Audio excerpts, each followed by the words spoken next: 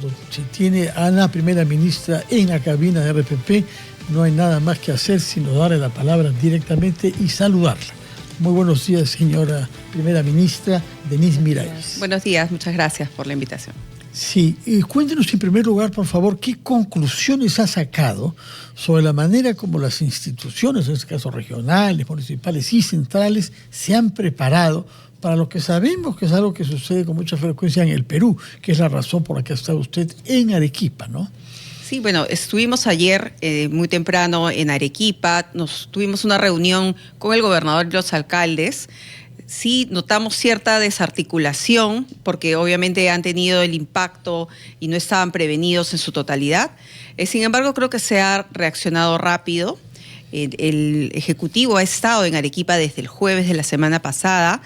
Los señores ministros hicieron un despliegue, brindaron tanto en el sector de vivienda, construcción y saneamiento, el sector transportes, desarrollo agrario y riego, digamos que son los tres ministerios que no solo tienen maquinaria, equipos, sino que también tienen ciertos bonos o ciertas, digamos, beneficios que se activan cuando se declara estado de emergencia, ¿no? El INDECI y el Ministerio de Defensa, también con nuestras Fuerzas Armadas, han desarrollado un trabajo arduo. La Policía Nacional del Perú ha asistido a todos los distritos de Arequipa también. Sin embargo, en la reunión que tuvimos, sí vimos cierta descoordinación entre los alcaldes y el gobernador. Todos están actuando. El tema es que sentíamos que necesitábamos articular. Ayer, después de nuestra reunión y nuestra visita a los puntos que realizamos con el señor presidente, nos quedamos coordinando con el equipo técnico de la Presidencia del Consejo de Ministros, del Ministerio de Defensa, INDECI principalmente, para que se pueda justamente mejorar esa articulación, ¿no? Muchos alcaldes decían, bueno, yo no estoy incluido en el decreto de emergencia. ¿Y por qué? Porque les faltaba llenar tal o cual documento. Entonces ahí con la asistencia técnica del equipo, porque obviamente una autoridad está dedicada a atender la emergencia y no tanto a rellenar los formatos, pero hemos ayudado a los equipos técnicos y estamos actualizando eso para que todos puedan tener el acceso a los beneficios de la declaratoria de emergencia. Cuando se han producido fenómenos de esta magnitud antes, se han formado al mismo tiempo grupos de trabajo especializados en atender la emergencia, es decir, que estén 24/7 orientados solamente a recibir, por ejemplo, y agilizar esos problemas de coordinación que ocurren, que son naturales. Si ya son naturales, digamos, cuando no estamos ante una emergencia como la actual, se acentúan por la demanda de la población. ¿Hay una directiva en ese sentido? Sí, yo creo que en eso sí hemos avanzado. No solo es el COEN, recuerden que tenemos los COER, que se han activado todos, están funcionando y sesionan, como dices, 24/7. Hay equipos que mantienen la supervisión porque el fenómeno climatológico no es un hecho puntual, pasa y vuelve a pasar y sigue en desarrollo. Entonces, atiendes algo, pero tienes que estar latente también a lo que viene porque las lluvias no están parando y justo estamos entrando a lluvias. En realidad todo marzo vamos a estar con esta complicación. Entonces, es la información que ya le alcanzaron, es decir, con los elementos que tiene Senami, el EFEN, ¿qué es lo que se puede anticipar? Es verdad que la naturaleza, y acá lo sabemos porque escuchamos a los especialistas que nos dicen todos los días, simplemente hay que estar advertidos a que en cualquier momento esto puede ocurrir.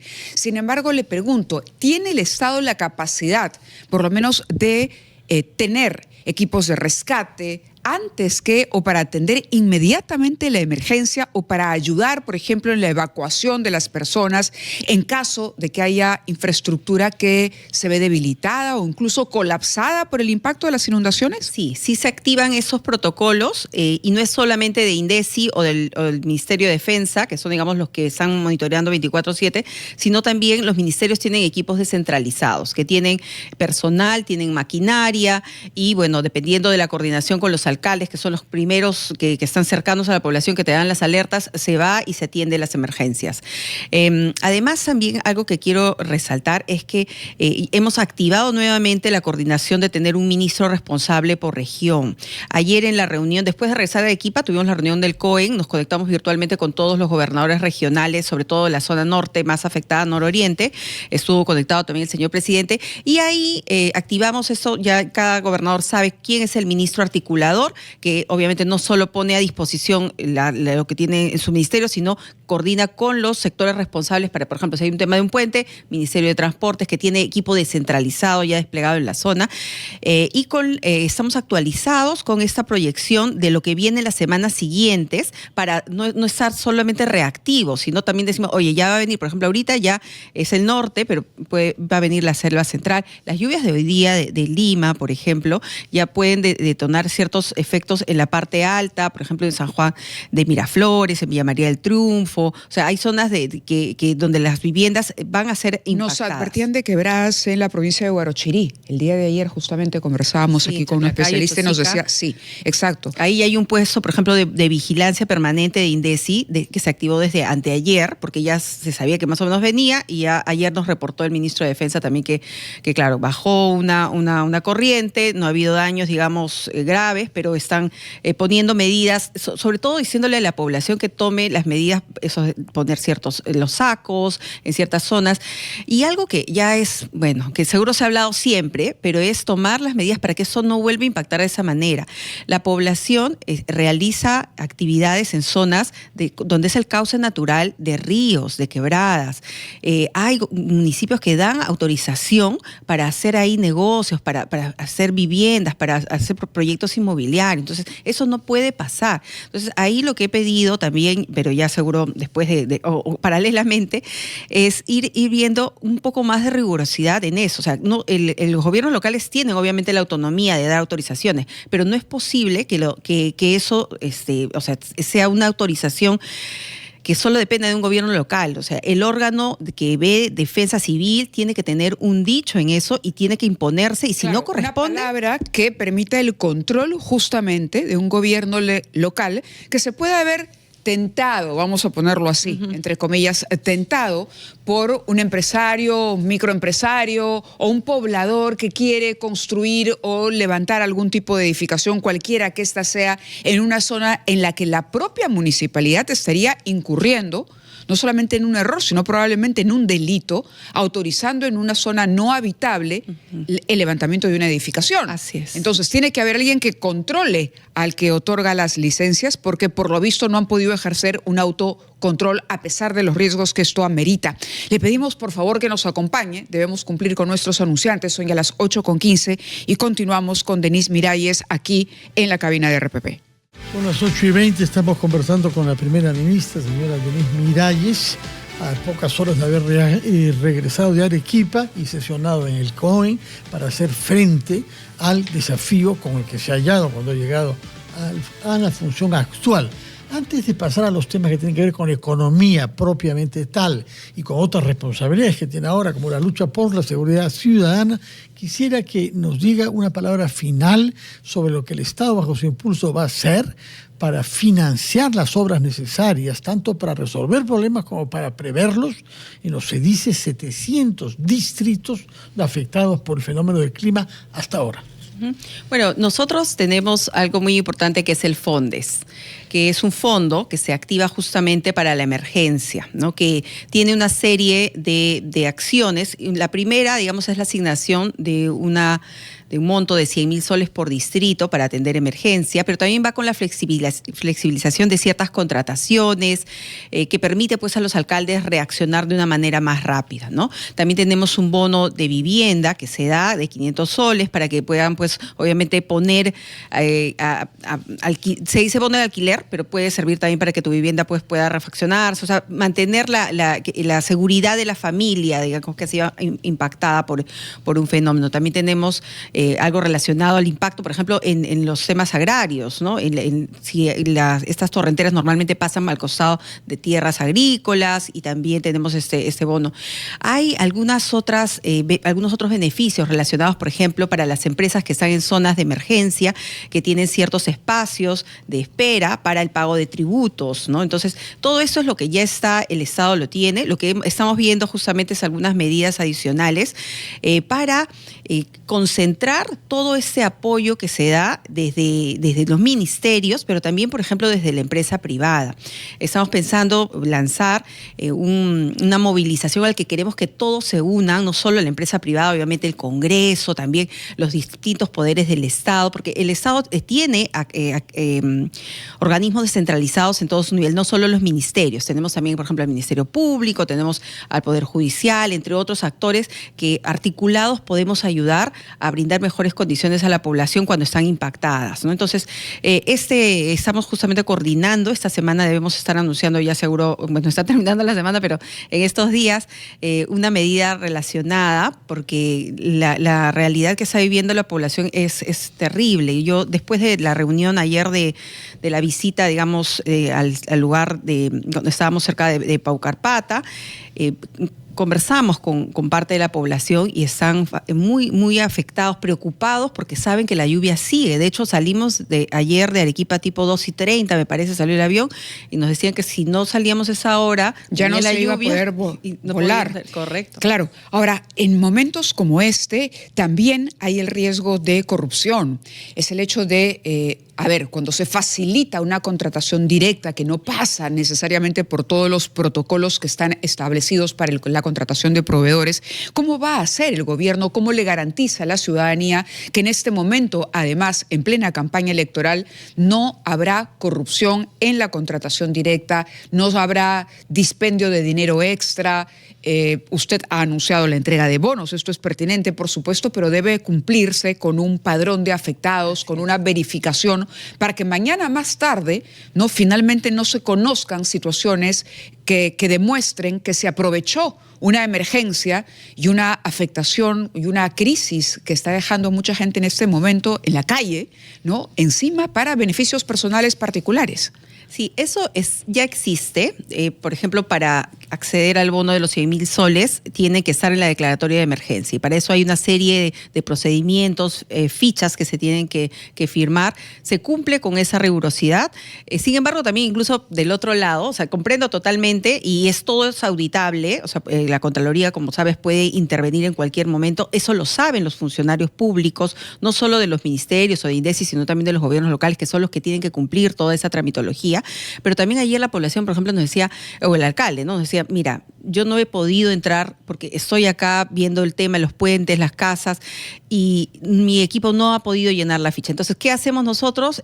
Cuando desplegamos, por ejemplo, en Arequipa, no es solamente los ministros que van, o los viceministros, o las maquinarias, sino va un equipo técnico que se va a los municipios y les llena las fichas, les ayuda les pide la información y a cerrar el procedimiento para que más rápido puedan acceder a la emergencia, ¿no? Una suerte de asesoría técnica. Correcto, y in situ, ¿no?, descentralizada. Señora Miralles, pasemos entonces a hablar sobre las prioridades de su política económica, precisando antes que usted ha sido funcionaria con temas económicos a 25 años, tiene una formación en la UNI inicial, pero después en el Japón sobre temas de tributación, razón por la cual se ha interesado en eso, y en Harvard sobre temas de infraestructura.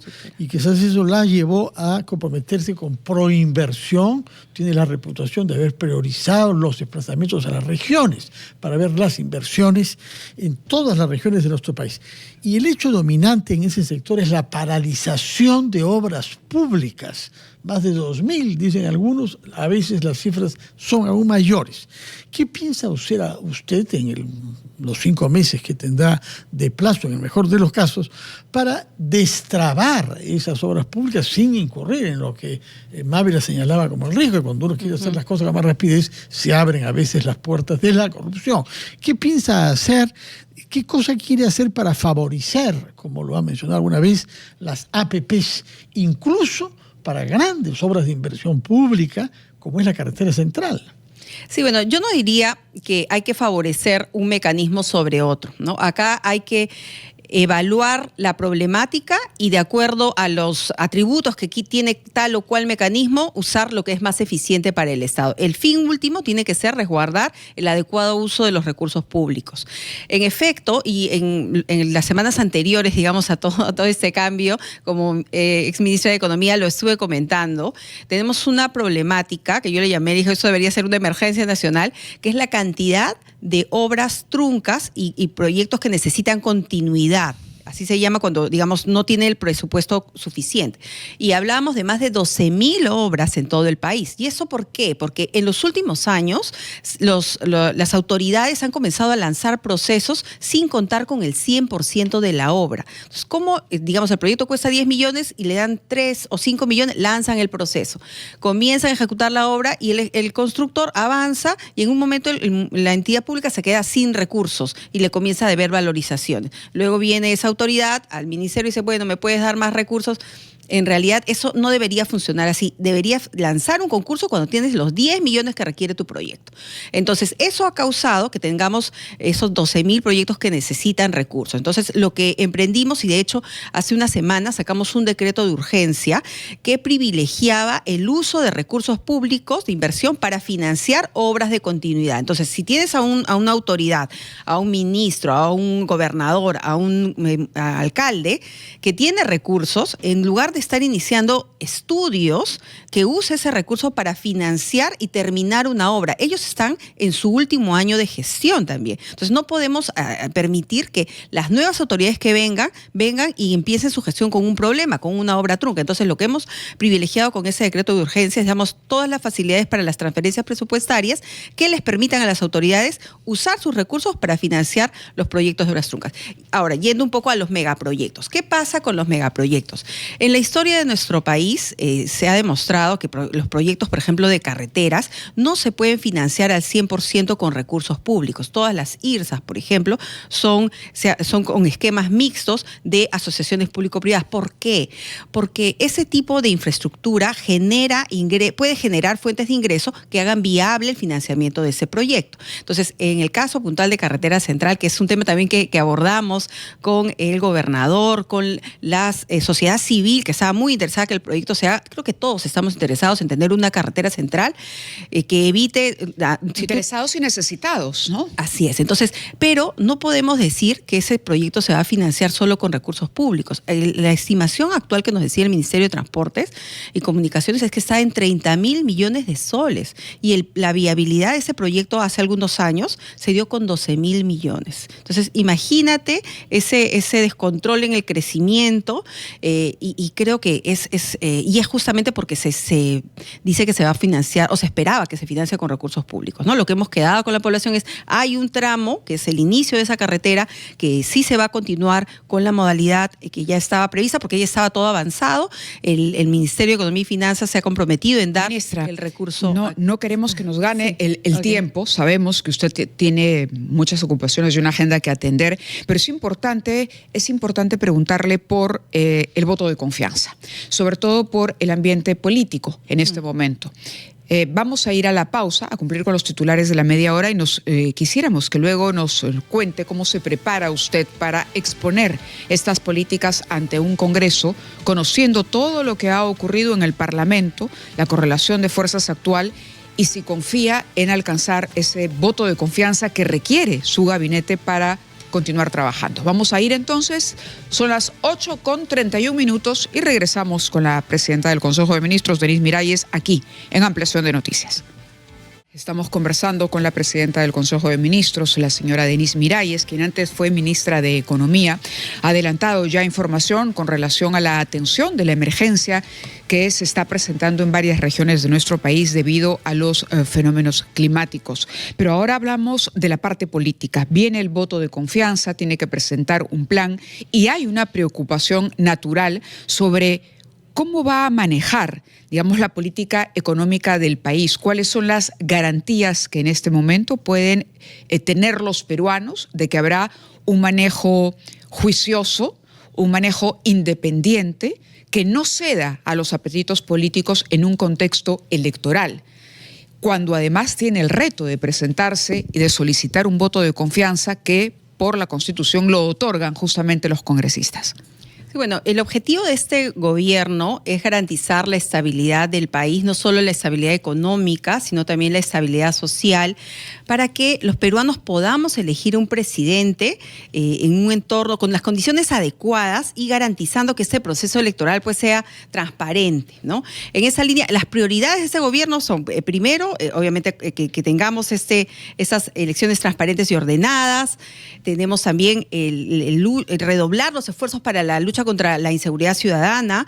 Ahorita la prioridad también es la atención de la emergencia, para que estamos hablando ahorita del impacto, por ejemplo, para el inicio del año escolar, pero también ya vienen las elecciones, entonces hay que asegurar que, por ejemplo, las vías estén adecuadamente, o sea, permitan el acceso a la gente que va a viajar para venir a votar. Correcto, pero también a toda la preparación de los órganos para electorales. El desplazamiento incluso del material electoral, entonces, la distribución. Nosotros estamos concentrados en eso, ¿no? Y la garantía estamos manteniendo las mismas políticas que desde octubre nosotros anunciamos en el tema económico, ¿no? Responsabilidad fiscal, priorización de eso que hablábamos hace un rato, de la continuidad de obras. Hay que privilegiar cerrar las obras antes de iniciar nuevas por ahora, y la siguiente gestión seguro tomará sus medidas para poder iniciar nuevos grandes proyectos, pero ahorita tenemos que cerrar las obras paralizadas, porque la nueva gestión que viene, los nuevos alcaldes no pueden encontrar obras paralizadas, porque eso es un costo social demasiado alto para la infraestructura. Entonces, ahí requerimos no estamos concentrados en eso. Sabemos que tenemos que ir al Congreso, vamos a prepararnos con este plan, confiamos en que el Congreso tome como prioridad que nuestro país necesita esa estabilidad social y económica. Son pocos meses, las elecciones están ya de aquí al día siguiente. Un anuncio que usted hizo, y recuerdo que lo hizo con nosotros en una entrevista anterior que hizo cuando era ministra de Economía, era que iban a presentar una demanda de inconstitucionalidad contra algunas normas que claramente se había puesto en evidencia a través de un informe revelador del Consejo Fiscal, estaban afectando las finanzas del Estado y que además eran inconstitucionales porque el Congreso no tiene iniciativa de gasto. Hay una resolución del Tribunal Constitucional que lamentablemente dejó abierta esa posibilidad de que hubiera iniciativa de gasto del Congreso, ¿no? Así la haya trasladado al siguiente presupuesto. La pregunta es, ¿mantiene usted la misma posición con relación a esa demanda?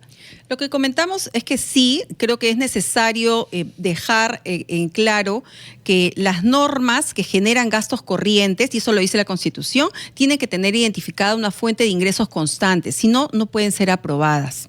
O sea, si tú creas un derecho para un derecho laboral, por ejemplo, que no solo es un gasto en un año, sino de aquí para siempre, eso tiene que tener identificada su fuente de ingresos constante para que esa persona, digamos, que se beneficia, en efecto tenga ese beneficio, porque la norma no te crea esa cantidad de dinero. De ahí la pregunta, ¿usted mantiene la posición que sostuvo con nosotros antes? Sin embargo, lo que también comenté, recuerda, es que nuestro estilo, digamos, es más conciliador, ¿no? Nosotros vamos, sí, está bien, hay que hacer lo que tenemos que hacer, observar lo que se tiene que observar, pero prioritariamente lo que tenemos que hacer es sentarnos a conversar también con los autores de esas leyes, porque yo entiendo totalmente la posición de un congresista que si tiene una demanda de cierta población que le dice, mira, estoy postergado con mis beneficios sociales, los escuchan.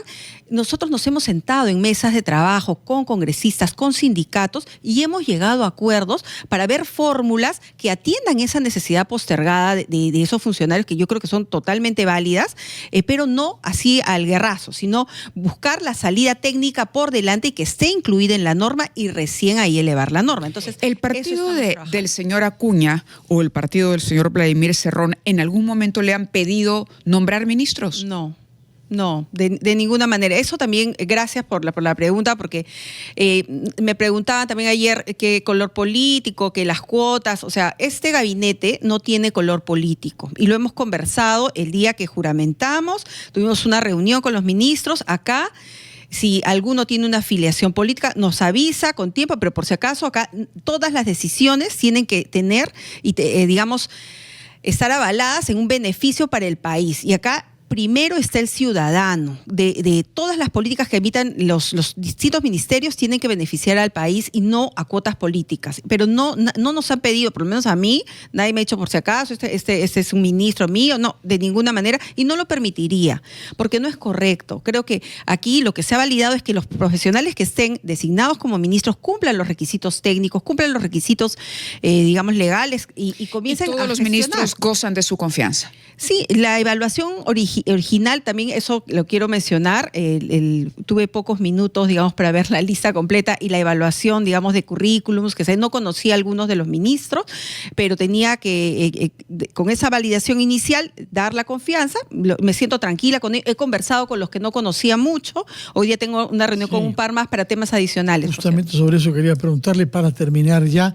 porque usted tiene una reunión ahora con el ministro del Interior, que no conocemos bien todavía, y es una prioridad de este gobierno también. Es. Si nos puede resumir en 30 segundos. Sí, la reunión va a ser con el presidente, el ministro del Interior, el general de la Policía, porque tenemos que el presidente ha pedido ciertos ajustes, digamos, a la estrategia de seguridad, ha pedido mucha más rapidez y estamos justamente coordinando en esta reunión en un momento eso para que la población sienta ese impacto.